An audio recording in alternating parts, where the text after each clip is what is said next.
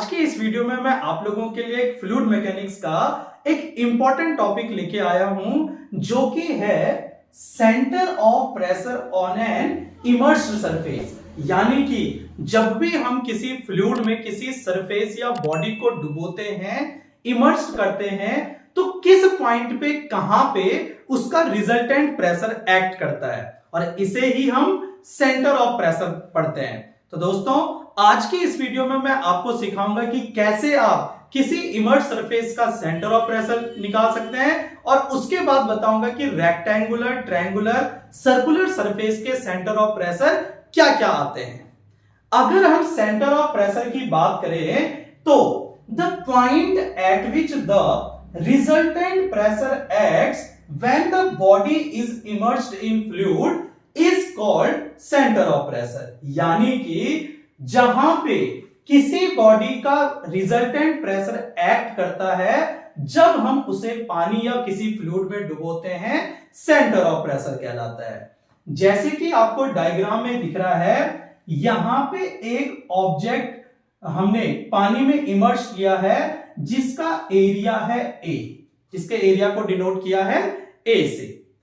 यहां पे ये पॉइंट जो है जिसे हमने y बार से डिनोट किया है, ये दिखाता है सेंटर ऑफ ग्रेविटी। ये क्या दिखाएगा? Centre of gravity. यानी कि जहां पे किसी भी ऑब्जेक्ट का टोटल मास सेंटर्ड होता है या टोटल वेट सेंटर्ड होता है। और डायग्राम में जो h बार है, ये h बार दिखाता है सेंटर ऑफ प्रेशर। और आप देख रहे हैं दोस्तों कि सेंटर ऑफ प्रेशर को हमेशा सेंटर ऑफ ग्रेविटी से नीचे दिखाया गया है। अब जब मैं आपको फॉर्मूला बताने वाला हूं, यहां से आप समझेंगे कि क्यों इस डिस्टेंस को नीचे दिखाया गया है। सेंटर ऑफ प्रेशर किसी भी इमर्स्ड सरफेस का निकालने का फॉर्मूला होता है H bar equals to Y bar plus IG upon AY bar. इस फॉर्मूले से आप किसी भी इमर्स्ड सरफेस का सेंटर ऑफ प्रेशर निकाल सकते हैं, जहां पे Y बार है सेंटर ऑफ ग्रेविटी, और सेंटर ऑफ ग्रेविटी जो पॉइंट है इसकी डिस्टेंस ली जाती है वाटर सरफेस से। यानी कि वाटर सरफेस से लेके सेंटर ऑफ ग्रेविटी तक जितनी भी आपके पास डिस्टेंस आएगी इज डिनोटेड बाय y बार। किससे डिनोट किया जाएगा? y बार। क्लियर? दूसरा आता है IG। IG का मतलब होता है movement of inertia of any body about centre of gravity, कि किसी भी बॉडी का सेंटर ऑफ ग्रेविटी के सापेक्ष मूवमेंट ऑफ इनर्शिया या जड़त्व आघूर्ण IG से डिनोट किया जाता है। A मतलब है किसी भी इमर्स्ड सरफेस का एरिया, और Y बार मैंने अभी आपको बताया कि सेंटर ऑफ ग्रेविटी की डिस्टेंस वाटर सरफेस से। तो इस फॉर्मूले से हम क्लियरली किसी भी इमर्स्ड सरफेस का सेंटर ऑफ प्रेशर निकाल सकते हैं। अब मैंने आपको बताया था कि सेंटर ऑफ प्रेशर हमेशा सेंटर ऑफ ग्रेविटी से नीचे होता है। तो आप देख सकते हैं दोस्तों कि y बार जो सेंटर ऑफ ग्रेविटी है, इसके साथ IG अपॉन AY बार कुछ वैल्यू प्लस हो रही है, और जब y बार के साथ वैल्यू प्लस होगी तो हमेशा h बार की डिस्टेंस इससे ज्यादा ही आएगी। और कई एग्जाम में ये क्वेश्चन आता है कि centre of pressure centre of gravity के कहां होता है, तो कहां होता है? बिलो होता है, नीचे होता है। तो इस तरह से हमने सेंटर ऑफ प्रेशर और इसका फॉर्मूला अच्छे से समझ लिया। अब मैं आपको बताता हूं कि किसी भी रेक्टेंगुलर सरफेस का सेंटर ऑफ प्रेशर आप कैसे कैलकुलेट कर सकते हैं। दोस्तों, हमारे पास एक रेक्टेंगुलर सेक्शन दिया है जिसकी विड्थ है b और डेप्थ है d। इसको इमर्स्ड इन वाटर, पानी में डुबोया गया, इस तरह से डुबोया गया है with its width touches water surface, कि इसके जो चौड़ाई वाला भाग है वो वाटर सरफेस को टच कर रहा है। अब अगर हम यहां से इसकी सेंटर ऑफ प्रेशर निकालना चाहते हैं तो फॉर्मूला आपको पता है H bar equals to Y bar plus IG upon AY bar.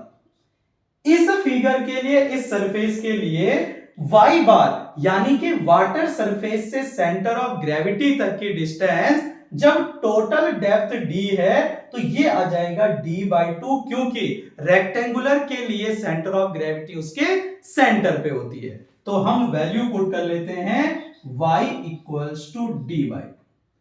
IG moment of inertia about centre of gravity जो रेक्टेंगुलर सेक्शन के लिए होता है, ये होता है BD³/12।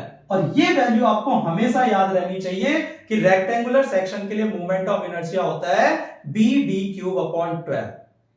एरिया ऑफ रेक्टेंगल आपको पता है होता है विड्थ इनटू डेप्थ, यानी कि BD, और y बार अभी मैंने बताया आपको कितना है d/2।